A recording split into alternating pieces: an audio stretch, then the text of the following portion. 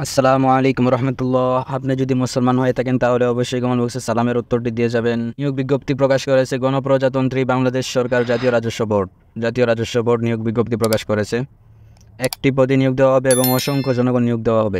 গণপ্রজাতন্ত্রী বাংলাদেশ সরকার জাতীয় রাজস্ব বোর্ড, রাজস্ব ভবন, প্লট F আগারগাঁও, শেরেবাংলানগর, ঢাকা 1207 নিয়োগ বিজ্ঞপ্তি প্রকাশ করেছে। জাতীয় রাজস্ব বোর্ড নিয়োগ বিজ্ঞপ্তি প্রকাশ করেছে।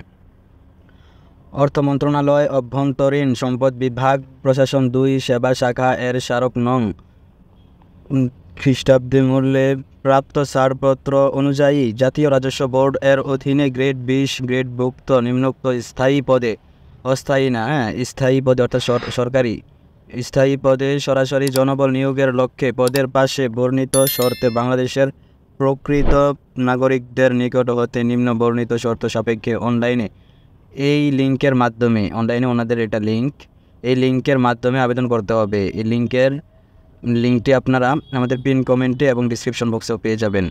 এই ওয়েবসাইটে আবেদনপত্র আহ্বান করা যাচ্ছে। এই ওয়েবসাইটে আবেদন করতে পারে। অবশ্যই ওনারা উল্লেখ করে দিচ্ছেন অনলাইন ব্যতীত কোনো আবেদন গ্রহণ করা হবে না, অনলাইনে আবেদন করতেই হবে।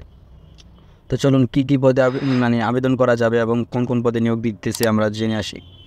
পদের নাম, বেতন স্কেল ও গ্রেড। পদের নাম অফিস সহায়ক। বেতন দেওয়া হবে 8,250 টাকা থেকে শুরু করে 20,010 টাকা পর্যন্ত। আপনার অভিজ্ঞতা অনুযায়ী করা হবে বেতন। গ্রেড 20। পদের সংখ্যা 43টি। অনেক পদের সংখ্যা নেওয়া হবে। শিক্ষাগত যোগ্যতা, কোনো স্বীকৃতি বোর্ড হতে মাধ্যমিক, স্কুল সার্টিফিকেট, এসএসসি বা সমমানের পরীক্ষায় উত্তীর্ণ। আপনি এসএসসি পাস হলে আপনি আবেদন করতে পারবেন। এখানে কোনো পয়েন্টের কথা উল্লেখ করা নেই, কোনো মার্কের কথা উল্লেখ করা নেই। আপনি এসএসসি পাস হলেই আবেদন করতে পারবেন। যে সকল জেলার প্রার্থীগণ আবেদন করতে পারবেন: ঢাকা, গাজীপুর, মানিকগঞ্জ, মুন্সিগঞ্জ, নারায়ণগঞ্জ, নরসিংদী, গোপালগঞ্জ, মাদারীপুর, শরীয়তপুর, কিশোরগঞ্জ, টাঙ্গাইল, ময়মনসিংহ, জামালপুর, নেত্রকোনা, চট্টগ্রাম, বান্দরবন, কক্সবাজার, ব্রাহ্মণবাড়িয়া, চাঁদপুর, কুমিল্লা, ফেনী, লক্ষ্মীপুর, রাঙ্গামাটি, রাজশাহী, জয়পুরহাট, পাবনা, সিরাজগঞ্জ, নওগাঁ, নাটোর, চাঁপাইনবাবগঞ্জ, বগুড়া, রংপুর, দিনাজপুর, গাইবান্ধা, কুড়িগ্রাম, লালমনিরহাট, নীলফামারী, পঞ্চগড়, ঠাকুরগাঁও, খুলনা, যশোর, ঝিনাইদহ, মাগুরা, বাগেরহাট, মেহেরপুর, বরিশাল, ভোলা, ঝালকাঠি, বরগুনা, সিলেট, মৌলভীবাজার এবং সুনামগঞ্জের প্রার্থীগণ আবেদন করতে পারবেন।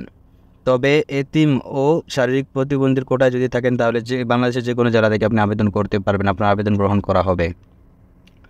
আর আবেদন অবশ্যই অনলাইনে করতে হবে।